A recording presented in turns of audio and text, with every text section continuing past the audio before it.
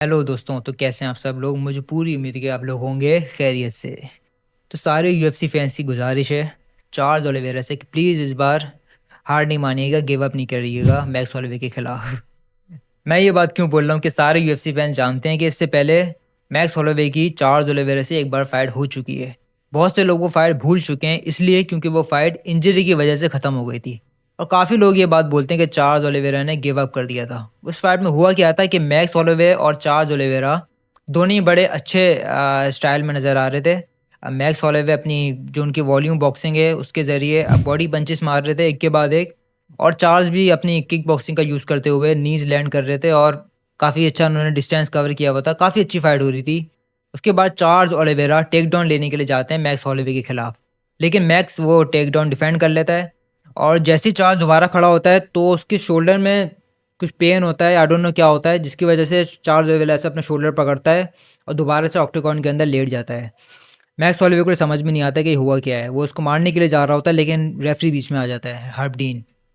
Herb dean को भी समझ में नहीं आता कि हुआ क्या है, क्योंकि हमने फाइट के अंदर ऐसा कुछ देखा नहीं था कि मैक्स होलोवे ने कोई ऐसा स्ट्राइक लैंड किया हो या फिर चार्ल्स ने कुछ ऐसी मूवमेंट करी हो जिसकी वजह से इंजरी हो सकती है। बहुत एक नॉर्मल फाइट चल रही थी। अभी फाइट ने उस वो पेस पकड़ा भी नहीं था जो आगे जाके फाइट पकड़ती है। अभी फाइट स्टार्ट ही हुई थी तो ये इंजरी आ जाती है और फिर वो फाइट ज़ाहिर है वहीं पर ख़त्म हो जाती है। तो बहरहाल वो विन तो होती है मैक्स होलोवे के लिए, लेकिन बहुत सारे यूएफसी के फैंस उस विन को काउंट नहीं करते, क्योंकि वो बोलते हैं कि चार्ल्स ओलिवेरा इंजर्ड हो गया था, इस वजह से मैक्स होलोवे की वो विन काउंट नहीं होगी।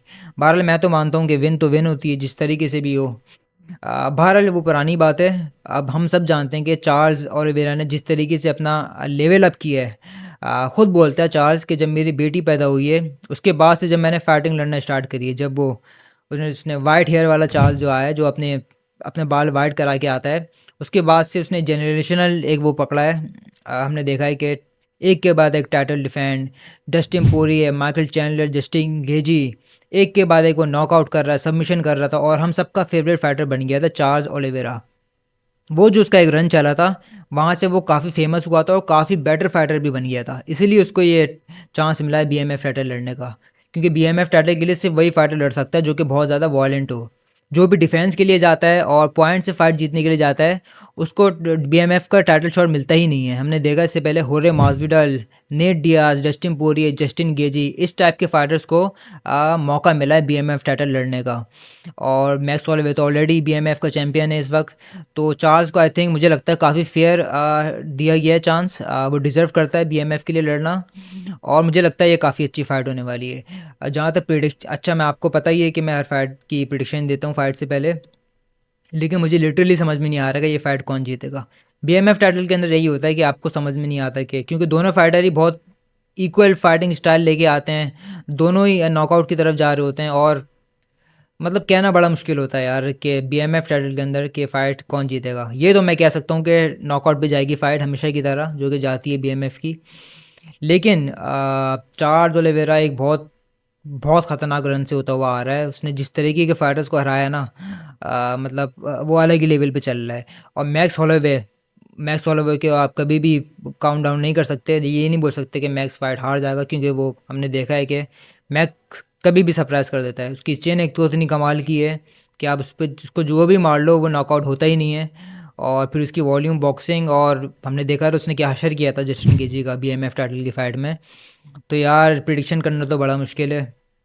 फ़ाइट लेकिन बड़ी ख़तरनाक होने वाली है। और दोनों ही, हम सबको पता है कि इलिया टपोरिया ने दोनों को ही नॉकआउट किया था, चार्ल्स को भी और मैक्स होलोवे को भी। उसके बाद से दोनों एक एक फाइट जीतते हुए आ रहे हैं। चार्ल्स ओलिवेरा गैमरॉट से फाइट जीता, फिर मैक्स होलोवे डस्टिन पोरिये से फाइट जीता है। तो दोनों एक विन के साथ आ रहे हैं और दोनों बहुत ज़्यादा मोटिवेटेड हैं, क्योंकि एक टाइटल लगा हुआ है। अब भले चैंपियनशिप का टाइटल नहीं हो, लेकिन बीएमएफ टाइटल तो है, तो हर फाइटर चाहता है उसको जीतना। और मुझे लगता है कि अगर मैं प्रिडिक्शन दूँ, वैसे तो मैं बोलूँगा 50-40%।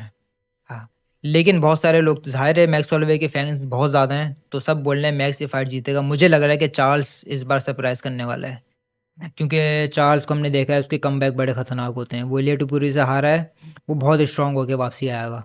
मुझे लगता है कि इस बार चार्ल्स ओलिवेरा, क्योंकि मैक्स होलोवे भी एक बार नॉकआउट हो चुका है, और ये बात याद रखना कि जब एक फाइटर नॉकआउट हो जाता है उसकी चिन ब्रेक हो जाती है, तो हमने अक्सर देखा है यूएफसी के अंदर कि वो फिर कंटिन्यूसली उसके बाद नॉकआउट होना स्टार्ट कर देता है। जब एक बार मतलब ये एक है यूएफसी के अंदर कि आपकी चेन ब्रेक हो जाती है, तो अब एक बार आप बुरी तरीके से नॉकआउट हो जाते हो तो फिर उसके बाद आपकी चेन सेम नहीं रहती। अभी तक तो 12 ली की फाइट लड़ी है मैक्स होलोवे ने उसके बाद, लेकिन अगर चार्ल्स की जो पावर है चार्ल्स के अंदर, अगर उसने लैंड कर दिया मैक्स होलोवे के ऊपर, मुझे लग रहा है कि कहीं ना कहीं चार्ल्स ओलिवेरा ये फाइट लेके जा सकता है। लेकिन मैक्स भी बड़ा खतरनाक है। अगर ये फाइट लंबी जाती है, 5 राउंड तक जाती है, तो मैक्स हॉलोवे का कार्डियो इतना है कि वो तो 10-15 राउंड भी लड़ लेगा। चार्ल्स मुझे लगता है कि आगे जाके उसका कार्डियो कम होगा, वो थकना स्टार्ट कर देगा। तो अगर फाइट लंबी जाती है तो यहाँ पर एडवांटेज होगा मैक्स हॉलोवे के पास। अगर फाइट जाती है 2 या 3 राउंड तक या मैक्सिमम 1 राउंड तक, तो यहाँ पर मुझे लग रहा है कि या तो चार्ल्स ओलिवेरा उसको नॉकआउट कर सकता है, या फिर हमेशा की तरह सबमिशन तो फेवरेट गेम है चार्ल्स ओलिवेरा का। उसकी बैक लेके वो उसको सबमिट कर सकता है, रेयर नेकेड चोक लगा सकता है, किमुला लगा सकता है। और मैक्स हॉलोवे की रेसलिंग बहुत ज़्यादा खास नहीं है, हमने देखा है कि वॉल्कोनस्की भी इसको अक्सर टेक डाउन ले रहा था मैक्स के ऊपर। तो अगर चार्ल्स इस गेम प्लान के ऊपर जाता है सबमिट करने के लिए, तो मुझे लगता है कि चार्ल्स के लिए बड़ा अच्छा एडवांटेज यहाँ पर हो सकता है। तो संडे को ये फाइट होने वाली है, मैं बड़ा एक्साइटेड हूँ और देखते हैं क्या होता है। और मेरी अगर आप प्रिडिक्शन मांग ही रहे हैं तो मैं तो बोलूँगा चार्ल्स मुझे जीतता हुआ नज़र आ रहा है, लेकिन ओनली 40%, 60%, सॉरी 40% मैं अभी भी मैक्स की तरफ ही जाऊँगा। तो कमेंट सेक्शन में बताइएगा, क्योंकि मुझे तो समझ में नहीं आ रहा है कि मैं क्या प्रिडिक्शन दूँ। आप लोग बताएं कि आप लोगों की क्या प्रिडिक्शन है इस फाइट को लेते हुए।